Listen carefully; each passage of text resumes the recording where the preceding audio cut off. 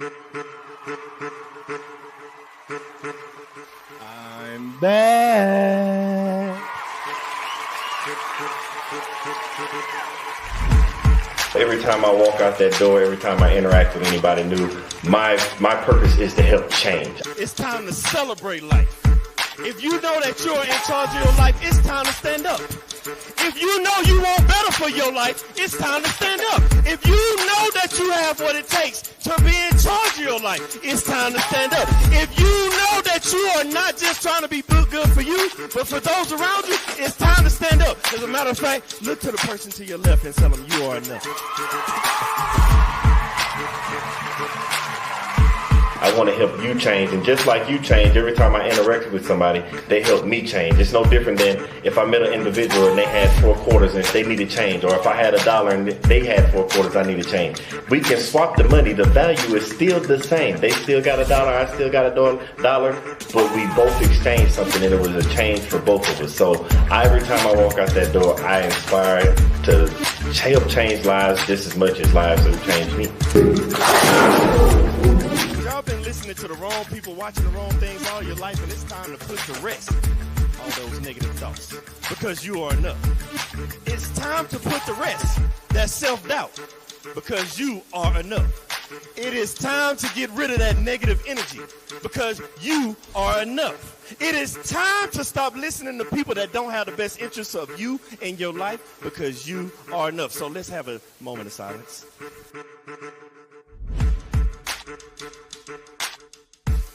I want everybody to understand that you are the person that's in charge of your life. Everything that you have inside of you to be who you're supposed to be in life. You have a destiny, and that destiny can only be accomplished through you, by you, and only you, with the help of God. When you realize that you are the person you are, because you're not a carbon copy, there's only one you. They try to put you in the box. Society tries to put you in the box, but you can't be in the box. How can you be in a box when there's only one you? But then they tell you, think outside the box. What I'm trying to get you to understand is there is no box.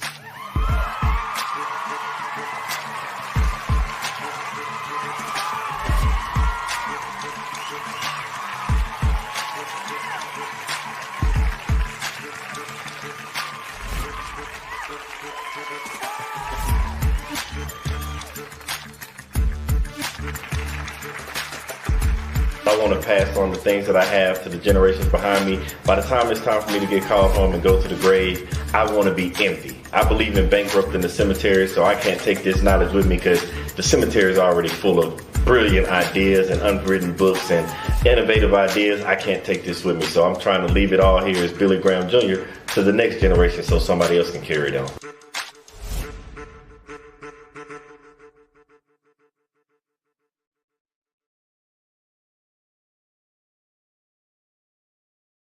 And we are back, and I want to welcome everybody and thank you all for tuning in, because, man, when I say we're about to have us a good time tonight, I mean it might get a little controversial. Some topics might touch you the wrong way, and some topics gonna make you think. But I had to bring this individual because she's gonna bring nothing but the fire and put it on your mind. She's gonna make you think and take a bigger look inside of yourself to say, maybe I'm the problem? Or is there something I can do to help solve the problem, remedy the problem? Because when I say she is dynamic and she is powerful, and she doesn't just speak her mind and from her heart, she uses her words and tries to spread love to every single body and help you grow better as a person. I'm talking about, she is a 7-time author. She just recently written a new book, and I'm not going to get into all the details. I'm going to let you meet her yourself, because when I say you need to hear from her, you can't hear from nobody else. So I have to bring you the one, the only, the amazing Miss Candy Jones. Hi, everybody. How are you? Hi. How you doing? I am blessed. How are you? The same, blessed and highly favored over here. Amen. Amen. Now, I know we finna get into some thoughts, the topics tonight, but before we even do that, can you tell everybody who is Candy Jones?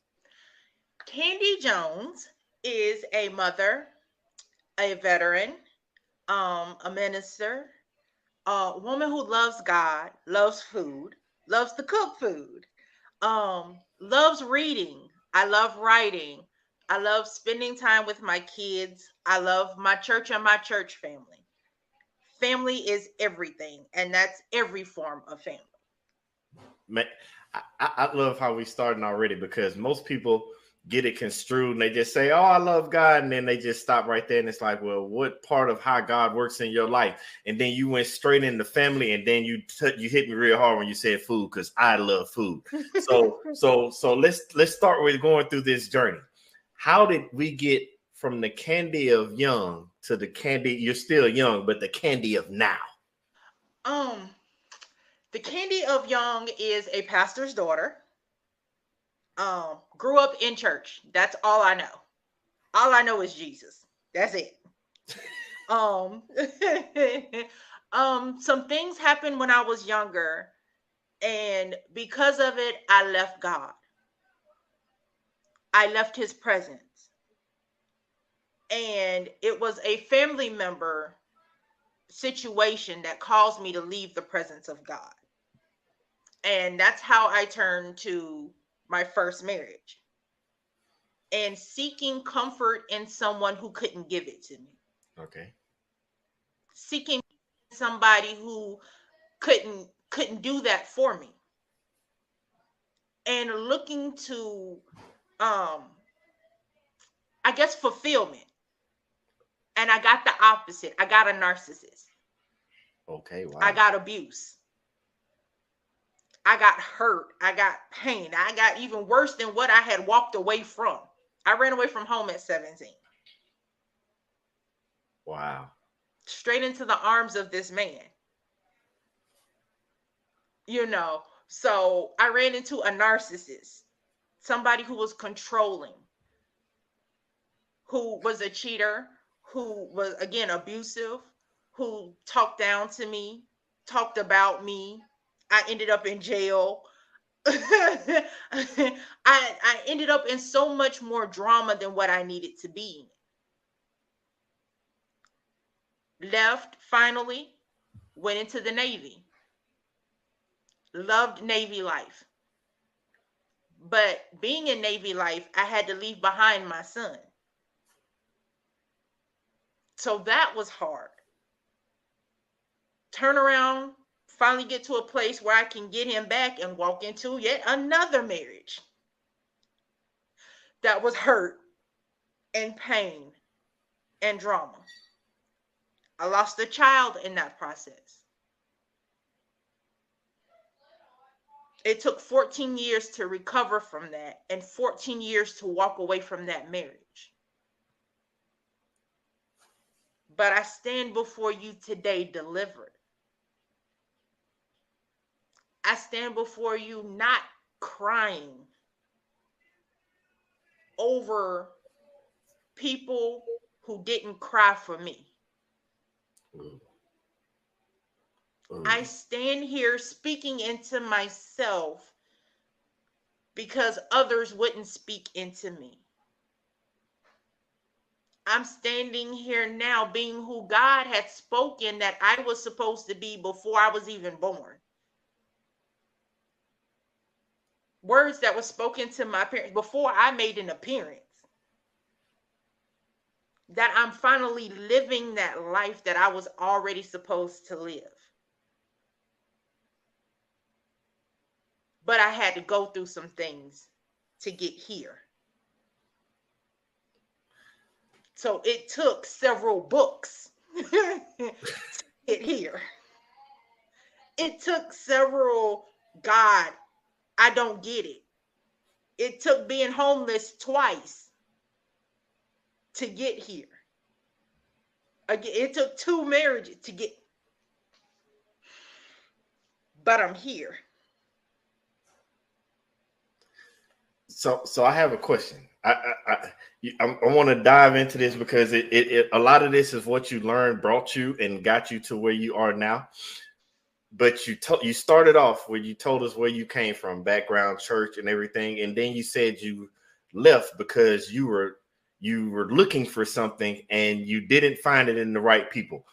So if you're thinking back now, and there's that young lady out there right now, young man, whoever it may be, that thinks they're running from something to go find something, what would you necessarily tell them? Because we hear all the time, like, nobody can make you happy. You have to find your own happiness. Nobody can do this or that. Whatever you're missing, you have to do that for yourself. Don't look for others to do it. Because as you said, you were looking for somebody that you were doing all this crime, but nobody was crying for you. So when you look back, what would that starting point of that message be for somebody that you said you came from the loving family, church background, everything was God, but you left that in search of something? What would you tell that person that's in that same situation right now, whether it be younger, older, middle age, however you want to put it? First, stop looking for happiness, because there's no such thing. You don't think so? Happiness is temporary. To have happiness, you have to keep doing something to get it. Can you elaborate on that? Can you elaborate on that? Okay. Take an addict. Mm-hmm. They constantly want that high. Okay. So they'll do whatever they have to do to get it. Okay. They'll sell themselves. They'll steal. They'll lie. They'll do whatever it takes to get to it. But they're never satisfied. Happiness does not equal satisfaction. But joy is constant. Joy says, I don't care what state I'm in. Paul said, it doesn't matter what state I'm in, I still have joy. Okay. That's something that's everlasting. That's if I have money, I still have joy because I have peace. What if you don't? You'll have peace. Even if you don't have the thing that you might bring that joy? But you would if you have joy in the right things. I guess what I'm saying is I think it depends on the person. I think it's just a word play. It depends on the word a person wants to use, maybe. Two different definitions. I'm an English head. English is my favorite language. Oh, no. So they mean two different things. So what's the definition of happiness? The definition of happiness is to have something, again, that makes you in that moment pleased. Okay. You're temporarily pleased. Okay. That's like a kid with a toy. I have kids. I have 3 sons. Okay. I can make them happy. In the moment. I can buy them a toy and they're temporarily pleased. But what happens when they get bored? They're not pleased anymore. Okay. But I can put on a, say, long-running TV show that they like. Like they like Star Wars. You know, Star Wars goes forever and you're gonna be watching Star Wars for 6 years. See, you can watch Star Wars for forever and you'll never get bored. And then you have to go back and watch some episodes again because you might miss something out of it, right? Yep. That's joy. Because with joy, I can go back to it and I will get the same pleasure. Oh, but it'll last. It stays. With happiness, I get pleasure at that moment. But I have to keep going back over and over and over to get that same feeling. That's like people with money. A lot of people with money are not happy. Nope. They don't even have joy. They're happy because they get what they want. But they don't have love. They don't sleep good at night. They don't have peace. They don't have people around them that really care. They have people around them that want what they have. They never really have joy because joy brings kindness and temperance and love. Happiness ain't in the Bible. But joy is. So, okay, then let's rephrase that then. So somebody that's out there in search of something within inside of themselves, if it's not happiness, because we hear people all the time talk about happiness. Yeah. So say you found somebody, because I've heard people also say that when they found their happiness, they're living a better life. Don't know what that they don't go into detail. Yeah. And that's the thing. They don't ever go into detail about it. What does that really even mean when you find happiness? I have joy in being a mom because it's constant. That I'm always going to be a mom. I'm always going to have my babies. I have purpose in that. And happiness is hard to find purpose because you're always looking for your purpose. In joy, you found your purpose. You found, like for you, I've watched a number of your shows. You have joy in doing this. This is something you really love to do. You have your purpose. But I've seen people who do things like this and it falls off because they're only happy doing it temporarily. Okay. It's not to do it to the point of where they really help people. They just do it because it's notoriety and it looks good and it's the fad for the moment. Exactly. Yep, I've seen that. That's basically all the social media. You have a joy about doing it. You enjoy talking to people. You enjoy helping others. You enjoy, what your stories bring. And the people that you bring on bring. Because I think what it is for me is it's allowing others to see into the lives of others. Mm-hmm. So that way people don't understand that you're not alone. Like because you tapped in a little bit about it when you were speaking, like it kind of goes like how social media is. We scroll, we see, but we're just tapping into brief moments of a person's life, but it doesn't tell the overall picture. Whole like we hear, do affirmations for this and let's talk about relationship this. Like we see it on a regular basis. But then you see the ones where people are actually trying to share the right information. Yes. And they get no love. It's like no likes, no shares. Nobody's trying to spread that message. So I'm big on long as you touch one person, that's all that matters. That's where I am with Candy's Thoughts with my website. I want to reach out to people. I have gone through mental health issues, especially as a veteran. As a veteran, as a battered woman, as somebody who's dealt with narcissism, as somebody who was almost raped at one point, as someone who's dealt with child loss. I want to be there for other people going through those things because some of those people are not ready to see a psychiatrist or a psychologist, or a life coach, or talk to a pastor. They're not at that point yet. But I'm about showing that love and saying, I relate. Here's the reality of this. It's dirty, it's ugly, it's grimy, but it's real. This is the reality of when you lose a child, you lose a piece of yourself.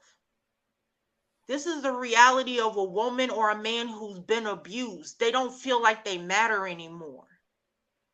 Here's the reality of a veteran, this person who you thank every day for fighting for your country. They appreciate your thanks, but what they really want you to do is help them. Yeah. They really want a hug. They really want you to say, I care about you. What can I do to help you? They want you to say, I will go to bat for you against the government and tell the government, hey, these people need health care. Yeah. These women who lose a child and these men, I actually had fathers reach out to me about losing a child and say, we feel seen now. In a place that we didn't. They always talk about a mother losing a child, but understand that father feels it too. They need just as much mental health care as the mother does. Yeah.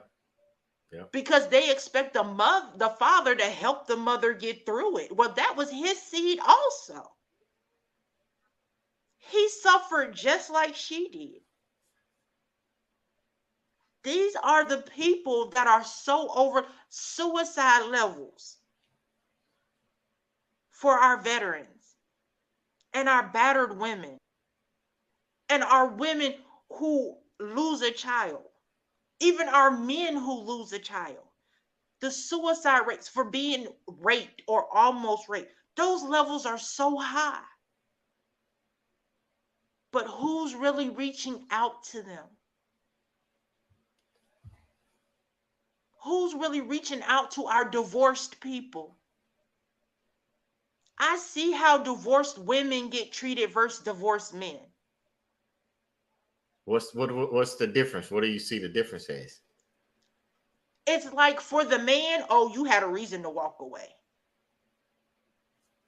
But for a woman, it's like, well, what'd you walk away for? Oh, he cheated, girl. You better.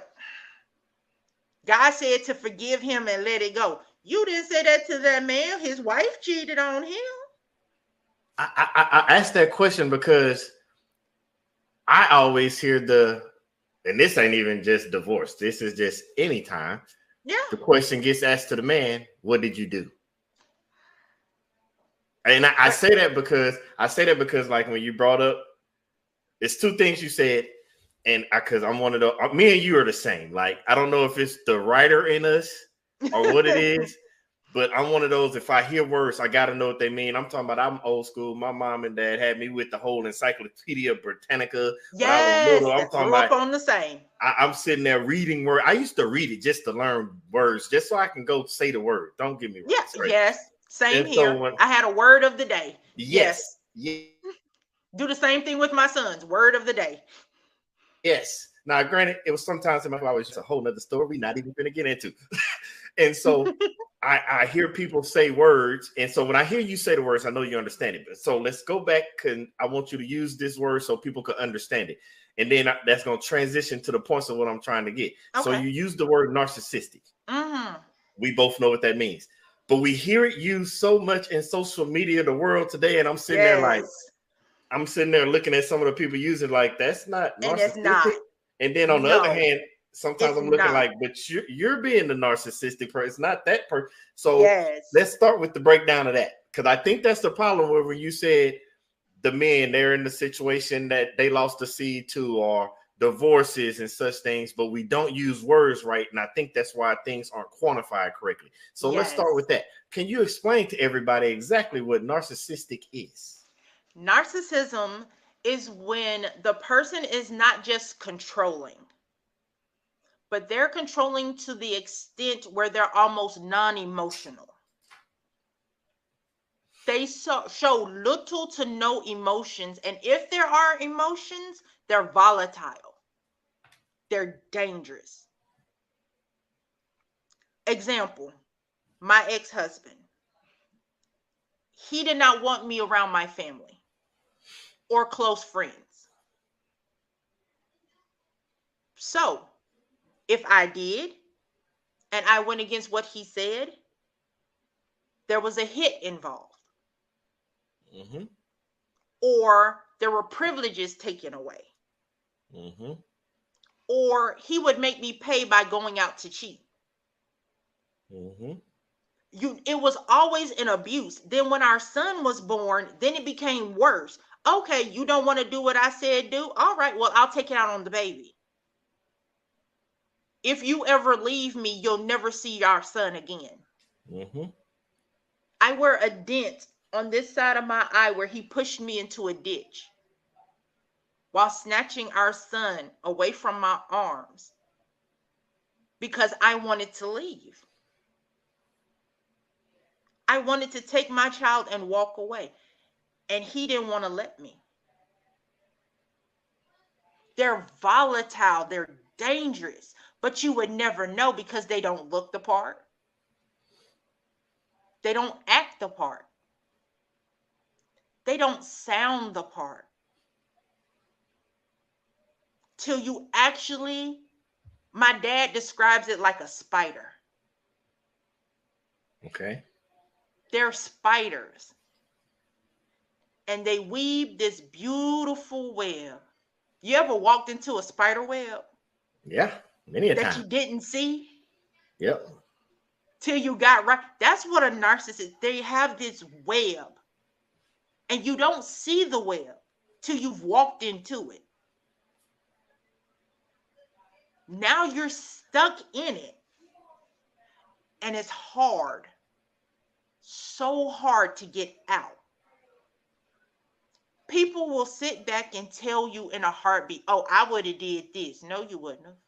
No. I promise you, you wouldn't have. Oh, it's your fault that blah, blah, blah happened. Maybe it is my fault that it happened, that I was so weak at that moment, that I was so wrong for wanting to be loved, that I was so wrong for wanting to leave one relationship thinking that somebody was going to love me. I have mama trauma. Let me put it like that. So it started already there.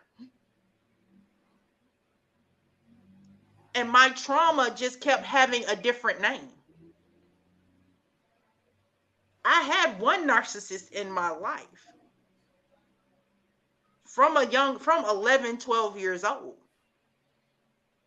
All I did as growing up and becoming I allowed the narcissist to have a different name. The narcissist went from a female to a male, and they just had a different name. And they had different forms, I would say forms of narcissism. Yes, I was waiting because that's what I was going to get to, because I didn't want anybody to overlook what you were saying, because there are many forms of narcissism. There are. Because of the simple fact, I want everybody to think about the root of the narcissistic. Like you gave the which everything you said was correct, but the narcissistic way the mind is set up, it's all about me. Yes. It's me. It's what I want, what I need. And it can come off in different ways. It can come off, as you just said, in that physical abuse. I've seen some situations, men and women, where it was the mental abuse, the psychological games, where I've seen, like, you don't give me, if I'm not getting my way, I'm not giving you this, or I'm not doing this. So you end up doing that because you're seeking and that wanting that love and that feeling of that person that you're with. Because it's sort of like how you said with happiness. When I see people going out there trying to find love in the wrong places, like you're looking for that feeling when you don't already have that inside of yourself. So when I hear people online, like they say, it's all about me, it's all about me. And I'm like, okay, so a couple of videos back, you were talking about a narcissistic person, but now it's me. And I'm not saying that you're not supposed to have self-care. I call it narcissistic tendencies. Yes.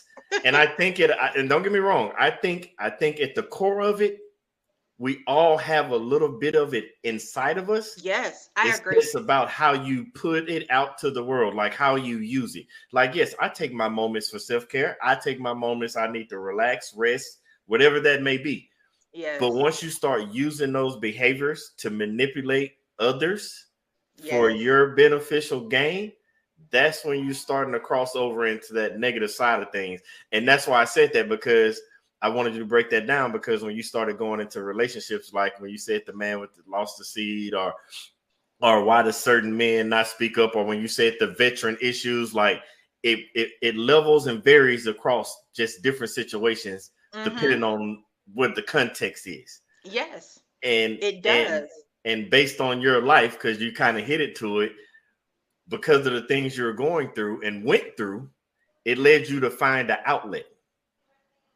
And you hinted it a little bit, but you said one of those outlets was, I had to write it down.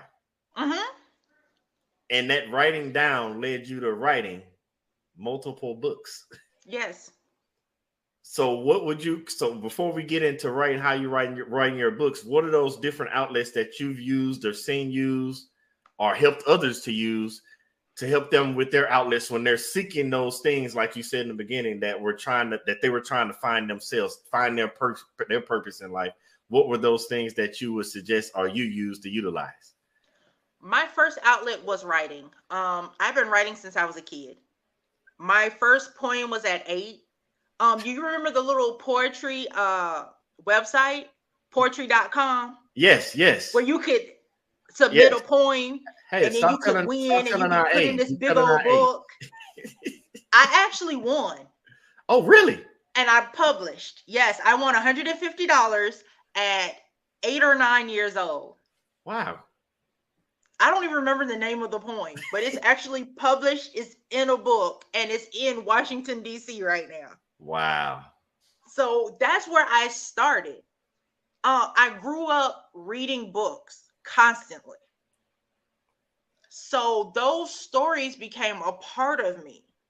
So I always wanted to write them. I have a vivid imagination. So if you say something to me, I see it in my head automatic. So I took that and I put it on paper. This is what I see. This is what I feel. I wrote one called The Architect. What is it? It's The Architect and the Author. Architect, okay. And it's as he writes my story, I think of my architect at the same time. And how my author is the person that she was supposed to be with physically, but mentally she was thinking about somebody else. Oh, wow. The architect, the one who made her who she is, because that was her first love. Wow. Okay. So the one who built her while another was writing her story. And it's crazy, it's deep. Like I might publish it one day, but that was what it was for me. Reading for me, seeing what other people think, seeing where their mindsets are. Food has always been an expression. It is another art for me. When I tell you, I always cook with my feelings. Okay. If I'm sad, you know I'm sad by the certain meal that I cook. Explain that. Like, you give me can an tell example. when I'm happy or I have joy because I cook a certain meal for that. When I'm in love, honey, you getting steak.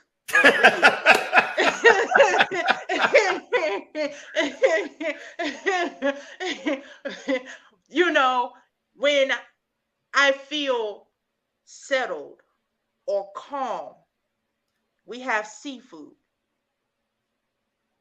When I'm content, I do something like spaghetti because I want it to last for a little while. Ooh, I'm glad you didn't say spaghetti was the sad meal because I was finna be sad.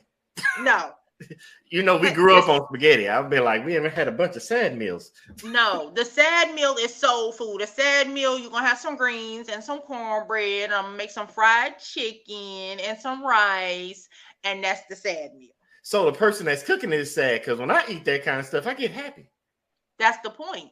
It's my sad meal. But it's to make somebody else happy. I cook what I feel, but it's to always give love to everybody else. Now I'm going to have to start asking people around me when they cooking it. Is you sad? Usually you can tell how people feel and how your food tastes. I always took it as though when the food tastes bad, they didn't feel like cooking. Most of the time, that's the truth. I wrote 2 cookbooks, trust me. Most people who cook like that, they really didn't feel like cooking. They cooked, but if it looks a certain way, you know what? How about we go to McDonald's today? They always happy. Because they always have to love it. That's why they call it Happy Meals. Okay. I know it'll never come out wrong unless somebody just didn't try at all. Exactly. You got to not try at all. Try at all. I also found it in talking, but not talking to everybody. Like my number one confidant is my dad. I'm a daddy's girl. 100%. So if there's an issue, the first person I go to after I go to God is my dad. Okay. I understand That's that. where I'm going. He's never steered me wrong. I am his female version. Ooh, He's brutally honest. You got my mind going somewhere. When I say this, I'm going to say why. Because there's a lot of qualities that he has that I have. That's why I say I'm his female version. He's brutally honest. I will step on toes in a heartbeat. I'm sorry, not sorry. Because I love people, I'm going to be honest with them. Don't lie to me, I won't lie to you. He can be the nicest, meanest person in the world. I can be the nicest, meanest person in the world. I love you with everything I have. When I give my love, I give it. No takebacks. If you abuse it, I promise you, you've lost one of the best loves you'll ever receive. And that's in friendship. That's in relationships. That's in family. You will never get it again. You'll never find it. Wow. He believes in God fully. He's why I have the relationship with God that I do. If God says to tell him something, to tell me something, he's going to tell me. Whether I like it or not. Whether you like it or not. If God tells me something to tell you, I'm going to tell you whether you like it or not. And if you got a problem with it, don't come at me, at God. That was my post the other day on Facebook. If you don't like what I have to say, don't at me, at God. So you mentioned something, and I've heard you say it about yourself when it comes to your kids. Then you said it about just recently about your dad. And for one, you said with your kids, like that's the joy, that's the purpose. And it sounds like that's the same relationship with you and your dad. Because I look at my relationship with my parents. I got friends, their parents. I look at my relationship with my kids because let's be honest, it's times when they were growing up there, like I couldn't stand that. And it's like, I don't care if you can't stand me or not, because you don't even realize I'm your number one supporter. I say number one, and you hear mom say, well, I'm number one. I'm like, well, I don't know about you. Me and my wife are married. We're one to begin with. So we're both number one. But that's a whole nother story. That's a whole nother story. Well, no, it might be. No, let's dive into that story. Let's go tie it all together. So that's that unconditional. Like my kids don't have to do anything. I don't expect nothing from them. I love them because I love them. I want them to have the best, not even the best. I want them to be better than me because I got 3 boys. That's why I said yes. How many boys? So, 3. I have 3 boys. Well, technically 4. One's in heaven. So I have 3 living, 1 in heaven. So I knew that because of your posts. Sorry to hear that. Wow. That's that again, that unconditional, because most people, I don't want to say talk over it or talk around it. They do. They avoid it. If that makes sense. Yeah, they do. It's hard to talk about for some, because the healing is not there. Why do you think that is? For me, personally, it took me 14 years to heal from that. There's what no I time went limit through on in it. the military that led up to what happened with my son, I held a lot of anger. I was angry at God. I was angry at my now very soon to be ex-husband. I was angry at his family. I was angry at my family. I was angry at myself because I thought it was my fault. So for most people, when they lose a child, it's a hole that's there. That never gets filled. I get it. It never, and you don't ever, and that's the problem too. because they try to fill it. You can't. I You don't see don't how. feel that hole. You just let it heal. Like when you have a surgery, they let it heal from the inside out. Yep. Well, sometimes the outside can be healed. But unless you've healed the inside of it, it's always going to hurt. So you don't ever want to deal with it. Until you face it and you deal with it. I was just teaching children's church on Sunday. Okay. And our lesson was on fear. Hurt, pain, fear, loss, bad relate. Unless you face these things, you will never heal from them. As long as you continue to pick at it. You ever seen a little kid pick at a scab constantly? Yep. It never heals. If you don't let it heal, it will always, always, always be that sore spot for you. On November 26th of last year, God healed my heart. Wow. Because I said, God, I'm tired of blaming myself. I'm tired of being angry at other people who don't even care that I'm angry with them. That's normally how it works. I'm tired of dealing with this person who's blaming me for something that's partially his fault too. Wow. I'm telling you, I got to get the book to see why it's partially his fault. Hold on, which book you talking about? My Forever Angel. So let's go into that. You say I'm doing the plug. that's the new book. So that's the new book. So because I know people have to read it, but give us a little bit of, I don't know, background insight. What should we be expecting from this new book? First off, expect to need tissue. Okay.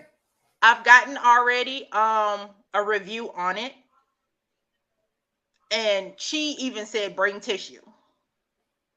It was a lot of tissue going into writing this book. Because this book is not just the story of my son, but it's the raw story of my choices. Okay. It's the raw story of my decisions and having to live with them. It's the story of how this country treats its own. Oh, yeah.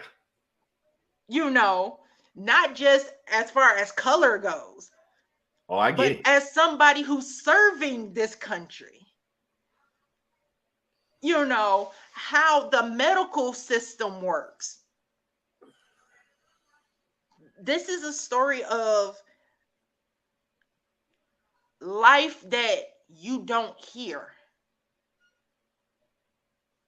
That most people won't tell you. Yep. Because it's too painful or they're afraid of the repercussions. Come for me, please. By all means. I don't even care. There's no fear here. So hold on, because you said that. You said how as a whole. What are those things that you see? That you witness that are not just hurting us as a whole? How do I put it? Without trying to tell the book, just whether it be, say it again. Marriage. Okay. That's one of the things in the story. How things affect marriage. We really don't discuss out loud. You see out loud on social media, oh, they're holding hands and you know they love each other so much. And she can't stand him. He gets on her last nerve, and I don't mean in a good way. They sleep in separate beds when they in the house, but when they take a video for the social media, they're laying on the same bed together. Yeah. That's well made up. It's the aesthetic. Why do No, you here's think the that is? nitty gritty of a relationship where people are not faithful. Okay, talking about cheating, right? Okay. Where the other person is not faithful, where they bring things into the relationship that shouldn't be there. They're bringing people and spirits Yep. that shouldn't be there. Dealing with a child who has to go through that. They have to watch their little brother suffer. And explaining to a 6-year-old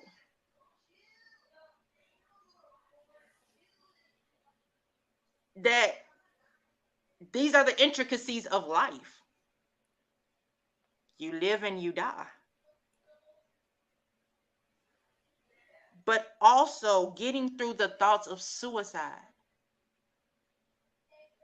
that comes after a devastating loss and loss of yourself. I've tried to commit suicide 3 times in life. The first one was while I was with my ex-husband. The other 2 times was after I lost my son. Sometimes you get to a point where you don't want to go on, where it just seems like it hurts too much. You don't want to try anymore. It feels like it's easier to give up than try. And I've been there. And I know what that feels like. And I know what it feels like to have that voice in your ear. Just let it go. Just give up. People don't love you. God doesn't love you. Nobody needs you. Everybody will be all right without you. What happened was your fault. You know, you didn't do what you were supposed to do. You didn't fight hard enough. Just give up. But to have the resiliency to say, I won't. God saved my life.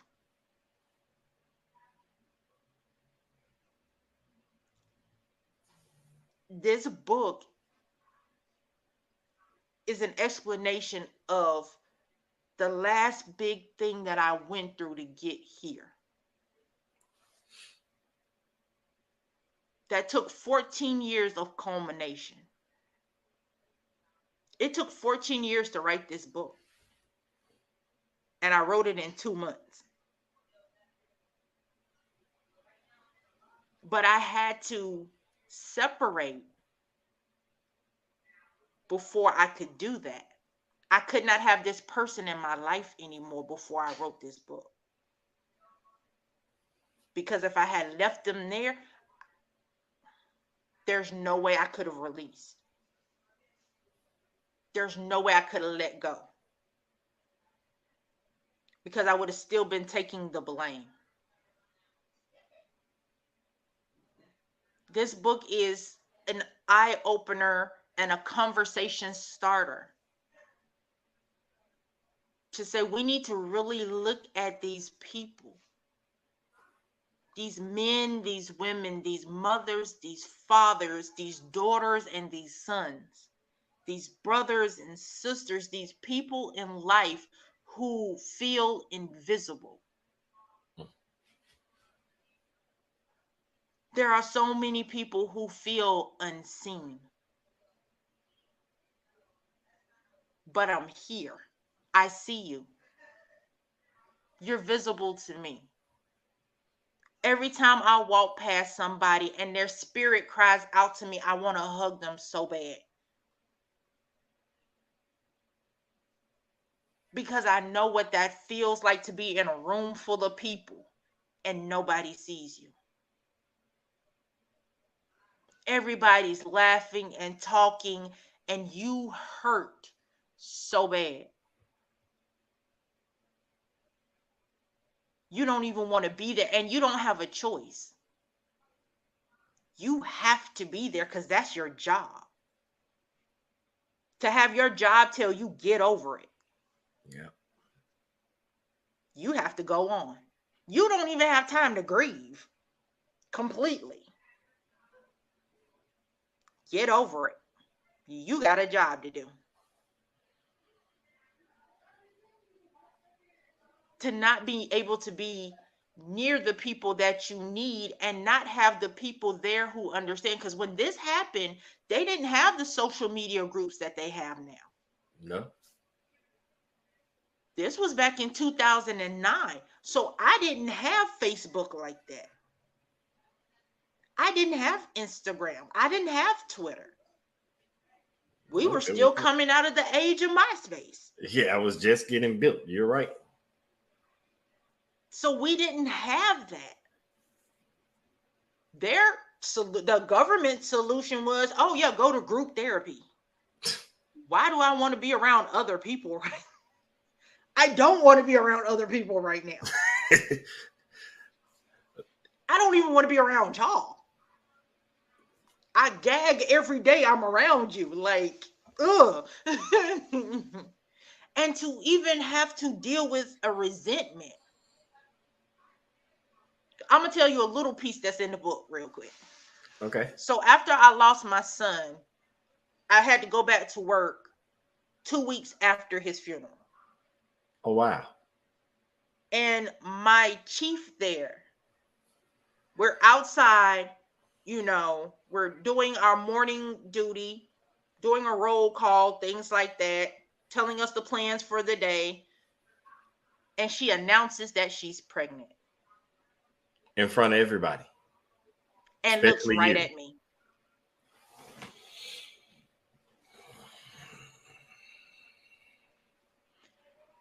And everything inside of me wanted to just jump on her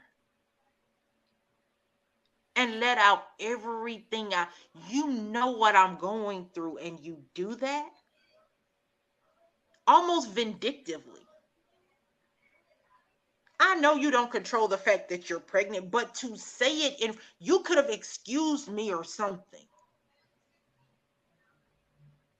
But then you want me to open up to you? You're mad that I'm at work, mad that I'm out here smoking 15 cigarettes to get through the day?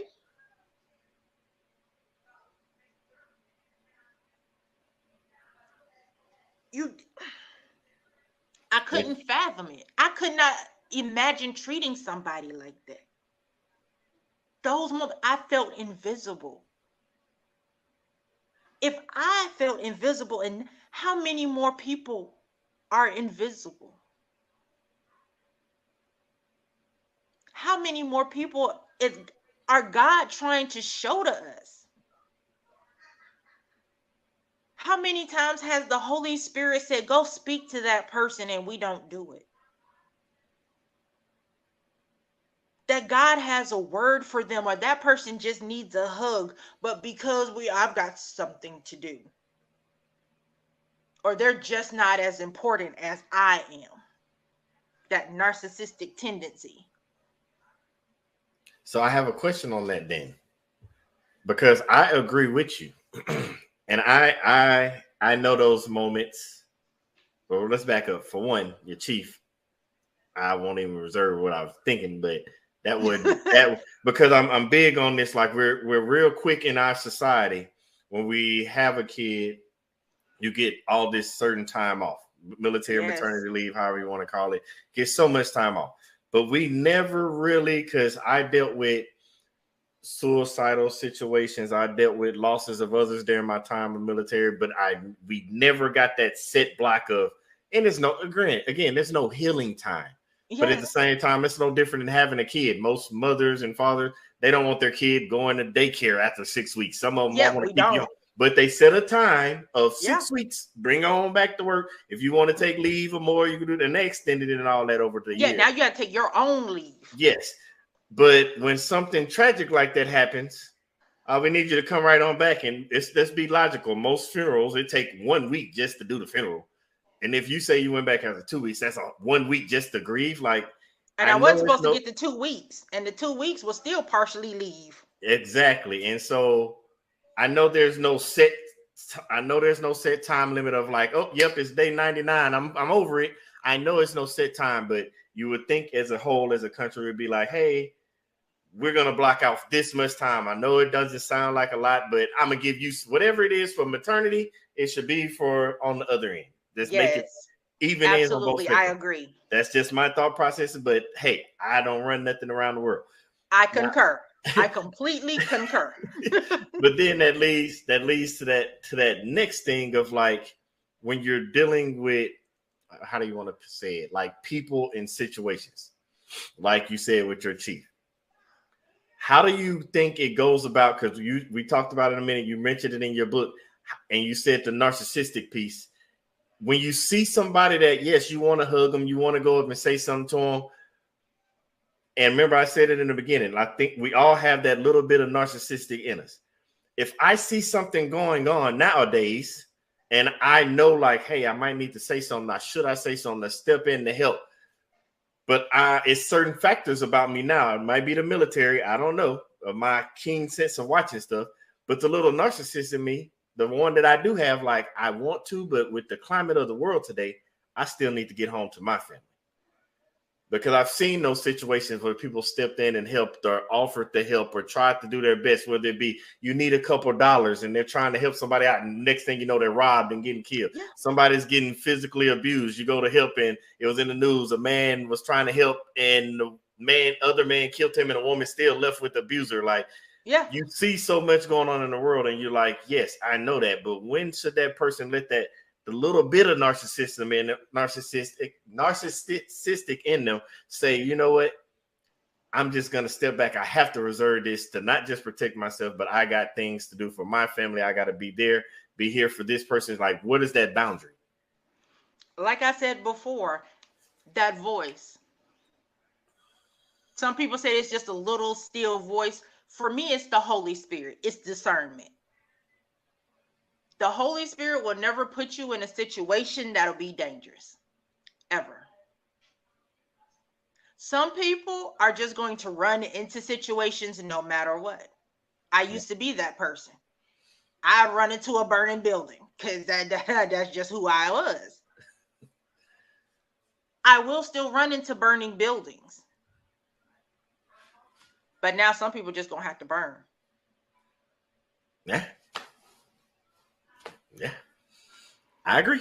I can't run into burning buildings for everyone because not everyone deserves for me to run into that burning building for them. But for those who need comfort and help, sometimes giving comfort and help isn't you necessarily being the one to do it. Mm-hmm. Like for the ones who want to break up somebody being abused, depending upon the situation, I might not jump in. But I might call the police. I've done it. I've heard somebody being abused and I called the police. They were steady. I could hear them outside the door. Who called the police? And blah, blah, blah, and da, da, da. Well, baby, I just saved your life. And guess what? She ended up going to jail too. Well, I just saved her life some more. You might have had to go to jail, but guess what? By the time you get out, you might have your head together. Now you spent some time away from him. Sometimes it might take, well, guess what? The only way to break this up, I might have to pick up something and just beat somebody down with it. You run and I got you. Sometimes it's not narcissistic as much as it is self-preservation. That's what I was just about to say. But sometimes we allow self-preservation to supersede what God is saying to us. Sometimes God will tell me to speak to somebody. And I gotta, do I really need to? Like, I'm minding my business. No, speak. I speak. Now I've got a connection. Now I've been able to invite that person to church. Now that person is going to church on that. They might not be going to my church, but now they're going to church. I might not speak to that person ever again. But But I that don't, door just opened for God to come in. but I don't want anybody to miss what you just said about that self-preservation, because it all wraps back into what we've been talking about tonight, where it started with. That same self-preservation, that's what keeps certain people, and in some instances, probably yourself, in those relationships with that narcissistic, that abusive person, because the self-preservation thinks, I can't live without this person. How am I going to make it if this person isn't by my side?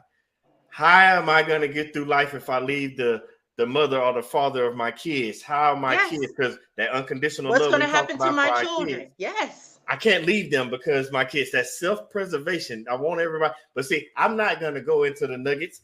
The way you get the nuggets is when you go order the book that Candy Jones has just I read. got one for that one too. Hold on. So before you even go into that, first of all, because we know you're 07, I don't want to miss this opportunity. How can people even go look or find your books? Where can they go? Or just to get in contact with you, period. www.candysthoughts.com. That's www.candysthoughts.com. My email is up there. My number is up there. You can get in contact with me at any time. So I'm always available. Disabled Vet has its perks. So I'm always available for anything, anytime. Hey, I'm always available to be there. That was one request I had of God when I got out the military, was that I wanted to be available at all times, especially for my children. The way it happened wasn't the way I expected it to be answered, but I got what I asked for. So, look, my God shall supply all my needs. That was a need. He supplied it. We don't always get things the way we want them to be. Sometimes God gives it to us in another way that's for his glory. Yep. Not ours. And I think we forget that sometimes, that it's not for our glory, but it's for his. And we have to be in the position to be open for what I've been through was for his glory. It did not feel like it was for God's glory at all. But sitting here now, a year ago, never would have thought this. Never. I never would have thought I would have had this amount of freedom and this amount of joy and this amount of peace and this amount of love and building patience and building kindness and building long suffering, because I got some fruits of the spirit I still need to cultivate. We all do. And I still have some weeds, fleshly weeds that have to be pulled. We all do. But my garden doesn't look like what it used to. When you were talking about the self-preservation, I wrote a book. It originally was called Bondage, but I changed the name to I'm Still Standing Here. And it's about a girl named Sharice. And Sharice makes some choices and decisions that land her with the narcissist.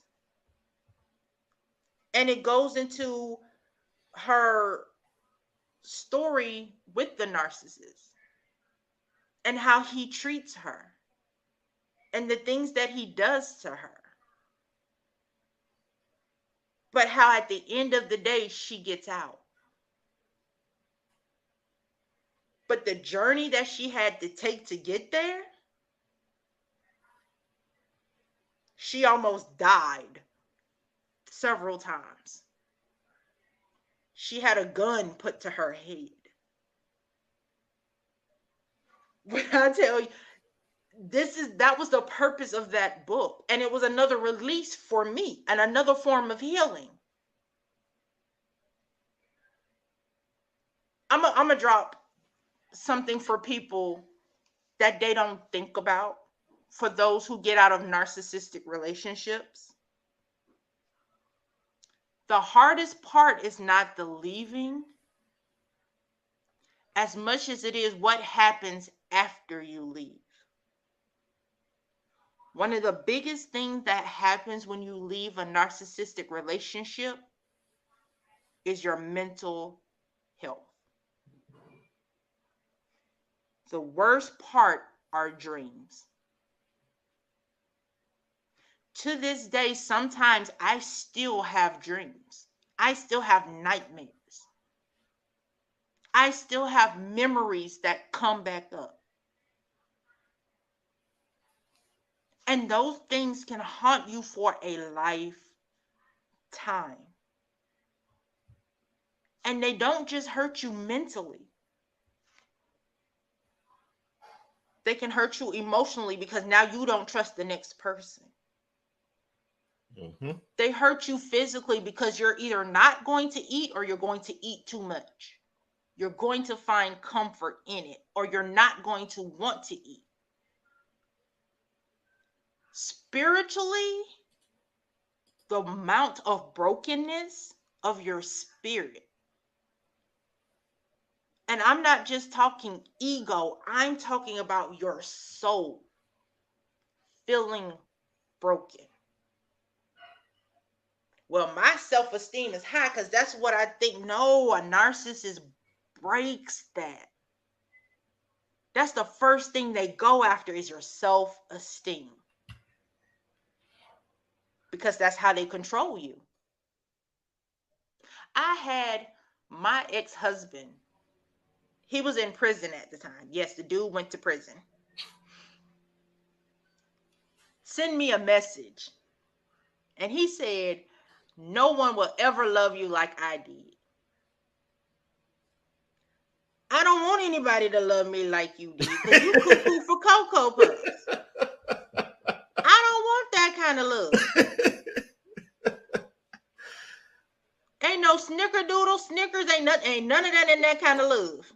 I don't want it. I don't want that. Oh, I don't need that in my life. That's not safe.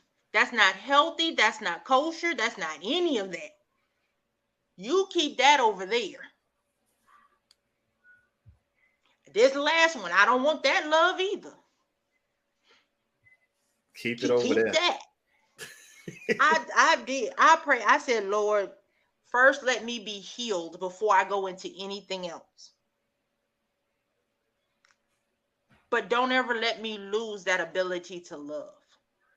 Agreed. Because the easiest thing to do when you come out of those type of relationships is lose the ability to really love again. Because you'll hold back a part of yourself. And that can be the best part of you. But you're holding it back because you're so, and God, keep me from being afraid. Help me to not fear love. Because I'm asking for something that's strong. And I'm not talking narcissistic strong love. I'm talking about a love that's so strong and so fierce that all I can do is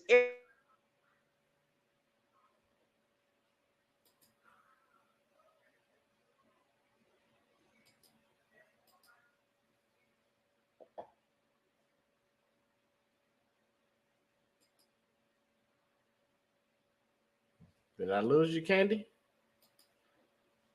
She was just kidding. Okay, I got you. I'm back. I'm sorry. Back. To be loved the same way I love.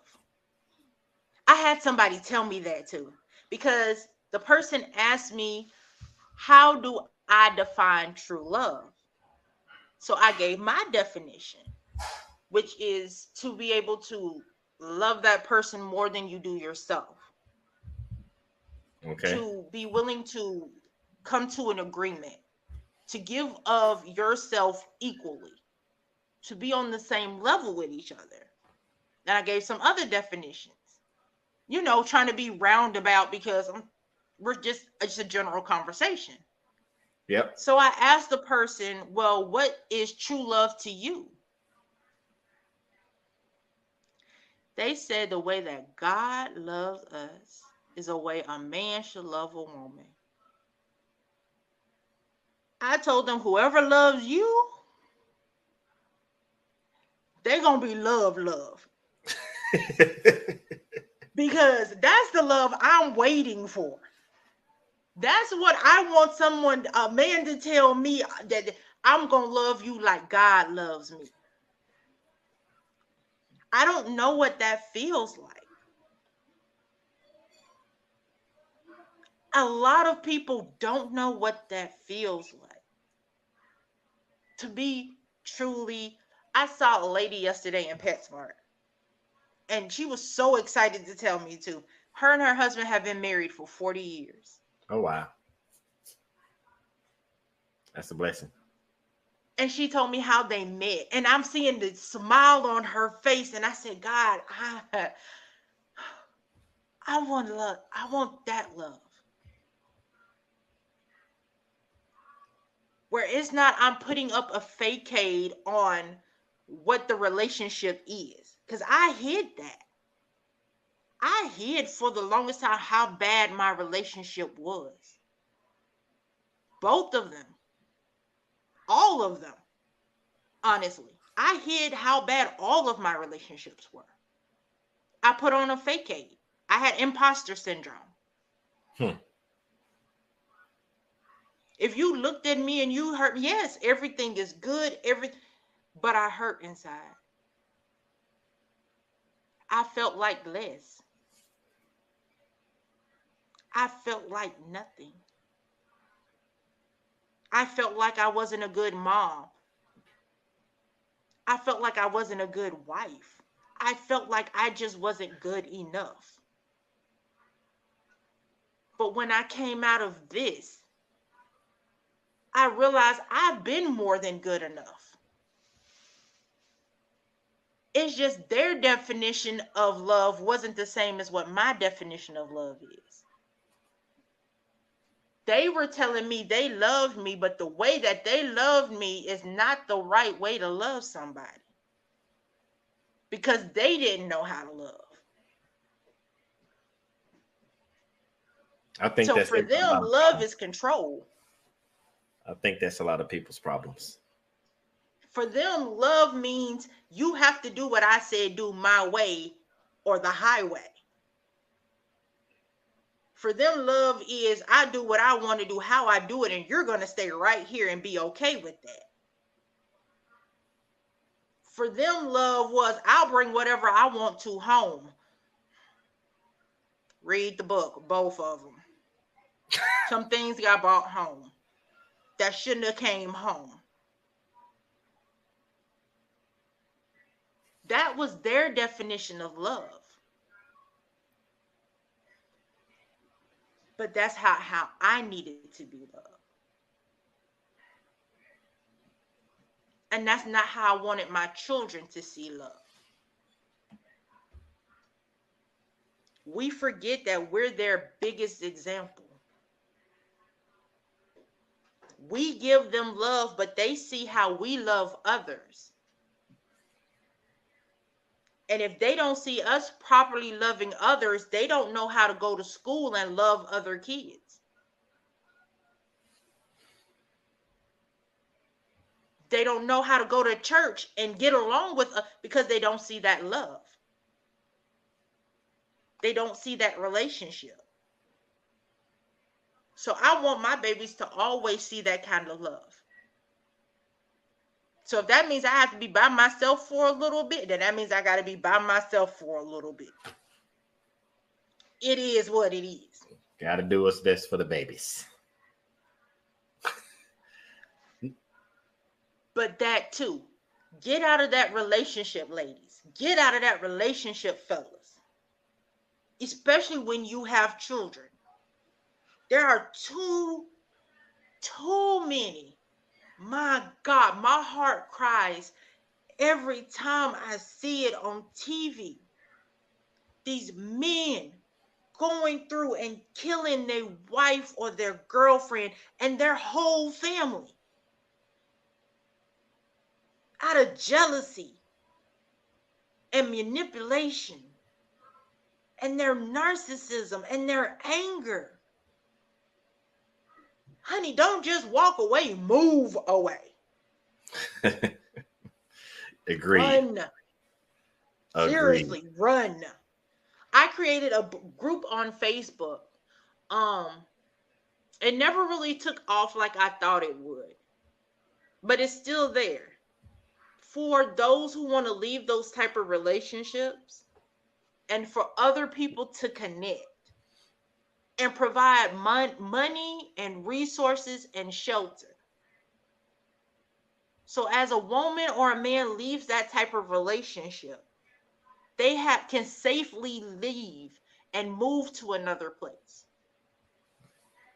If that means they need help going to stay with family, then they have help going to stay with family. If they need to stay with somebody that the person that they were with doesn't know, that would be available too. And I'm going to try to get that back off the ground again. You need to. You need because to do that. That safety net is needed to be able to get away. That going into the Navy was my getting away. That's how I got out. I go home, I see my family. I promised my dad I would never move back. And by the grace of God, I have not. And I will not. If you have the chance to run, and these churches, please provide the same thing. Provide that. If you have young men and young women coming to your church, I don't care what their lifestyle choice, that none of that matters. Their safety is imperative. Help them. Help them get into a shelter. Help them have somewhere to stay. Help them get back to their family. Create a circle that does that. Because I'm going to tell you, from the little bitty town that I'm from, everybody knew what was happening. But I didn't see the people who went off or snapped off or said, hey, you know you're wrong for what you're doing, but you want to run back and tell me. Or then don't run back and tell me at all. I find out some other way. Or I overhear somebody else talking. So for not just you, but for somebody, let's say the beginning when it first started, and somebody now that might have been going through it for years, outside of the books. And I do this to everybody. I normally ask for like a nugget of, as we wrap up, like that nugget of what somebody, how would you help them? But this one, I want you to ask for like somebody that went through it and it's at the beginning of these stages and they think they see these red flags or signs, and somebody that's been going through it for some years, some similar stuff that you've been through. What would be that piece of information? Because ain't nobody else telling the name, but you, as you said, nobody's helping you. What would be that information or that nugget you would give them to help them not just see their way through or look to God or whatever that information may be, to help them get on the other side of that so they can start the healing process? My biggest thing would be figure out who you are. Because until you're ready to heal, or even better, let me say it like this. You'll never get to healing if you don't know who you are. Okay. You can see all the red flags in the, but unless you're ready, the only person who can help you is you. You have to want this. I can be here for you every day. I can put up a policy that will say, I'm here for you. I've got your back. When I walked away, I had to be ready. I had to be ready. When I saw the red flags, I had to be ready to say, I can't do this anymore. So until you're ready, no one else can. God can't even do for you until you're ready to let it happen. Wow. So when you're ready, I'm ready. And God will send other people who are ready too. And you'd be surprised the number of people who've been. My next door neighbor saw what was going on, and she was like, when is she going to stop letting this happen? When she and I had a conversation, she was like, yeah, I saw it, but I couldn't say anything. But I see your progress. I see where you are. I saw you finally got ready and you finally said, I can't do this anymore. Now, Wow. when you're ready to say, I'm done, then we can begin the process of letting some things go, letting some people go, walking away from those situations safely, involving necessary people, because sometimes it's not always going to be involving the police safely. Sometimes it's going to take waiting till that person goes to work and then you got to leave. I wrote a blog on it. I have a blog on my page, something from my imagination. And it's about a chick who was in an abusive relationship and how she waited. But she had people in her corner too who helped her get her stuff together and save money and bought her a secret car and stuff like that. And when the day came, her father knew a police officer who could work off duty to help her. Wow. And her husband shows up and, you know, she's ready to go, things like that. He shows up, he sees that she's trying to run away, but she was smart. She set up a secret camera in the house. And instead of, no, look, I'm doing something.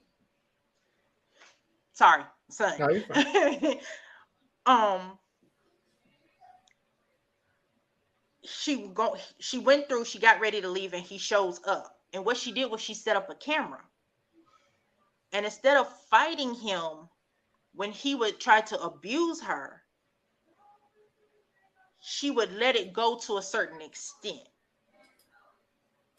before she defended herself. And she had it on camera.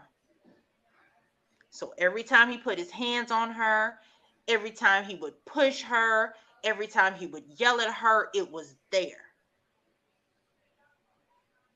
And she would download it every day when he go to work. And she'd save it on her phone. She'd save it in the cloud. And then she sent a copy to her family. So when she finally got ready to leave, and he found her at her dad's house trying to get in the car and drive off, he tried to attack her. And the police officer grabbed him. And get your hands off me. I know everybody in the city and blah, blah, blah. And he pulled out the disc. And he said, you're going to prison for the rest of your life. And he arrests him. And she drives off. And as she's looking in the rearview mirror, she realizes that she might never see these people again. because she has to start over for her own safety. Because like I just said, he knew everybody in the city. So there is no way she would have been able to come back safely. Gotta do what you gotta do. But you have to do what you, sometimes that means leaving behind the people that you love and care about. I told a young lady this earlier today, take a step out on faith. One little step can save your life. Literally. If what's going on in the world today doesn't tell you that, I don't know what else will. One little step can be your road to healing. My slogan for my website is Journey to Healing, from storm to calm. So one little step. One little step.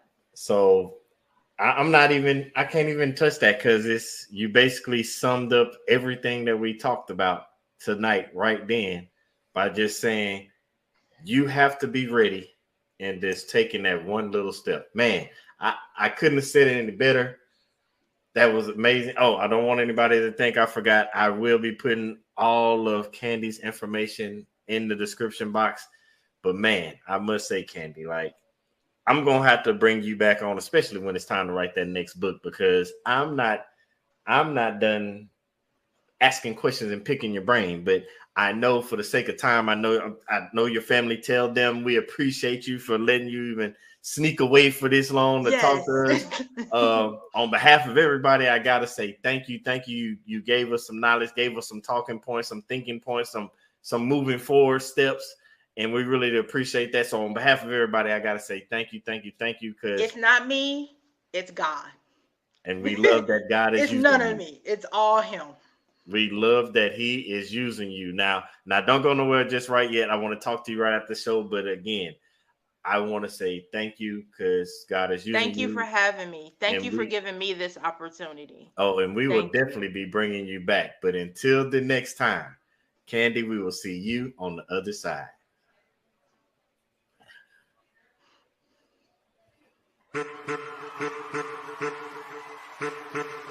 I'm back. Every time I walk out that door, every time I interact with anybody new, my purpose is to help change. It's time to celebrate life. If you know that you're in charge of your life, it's time to stand up. If you know you want better for your life, it's time to stand up. If you know that you have what it takes to be in charge of your life, it's time to stand up. If you know that you are not just trying to be good for you, but for those around you, it's time to stand up. As a matter of fact, look to the person to your left and tell them you are enough.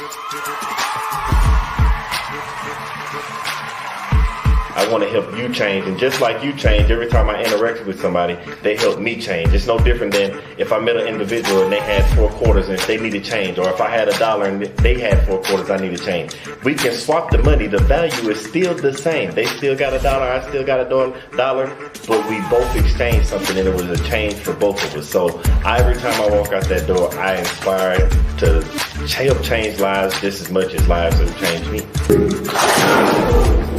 Y'all been listening to the wrong people, watching the wrong things all your life, and it's time to put to rest all those negative thoughts, because you are enough. It's time to put to rest that self-doubt, because you are enough. It is time to get rid of that negative energy, because you are enough. It is time to stop listening to people that don't have the best interests of you in your life, because you are enough. So let's have a moment of silence.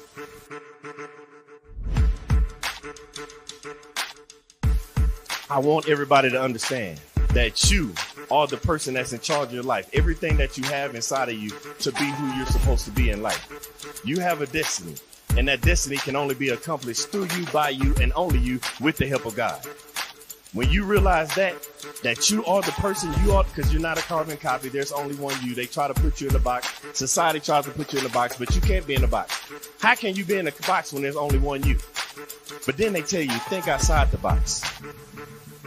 What I'm trying to get you to understand is there is no box.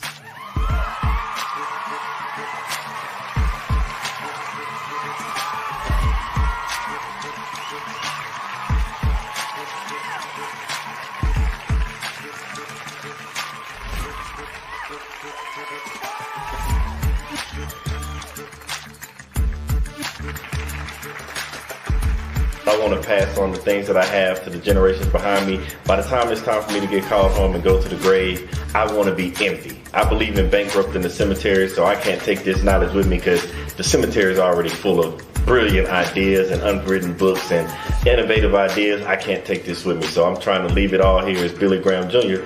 to the next generation so somebody else can carry it on.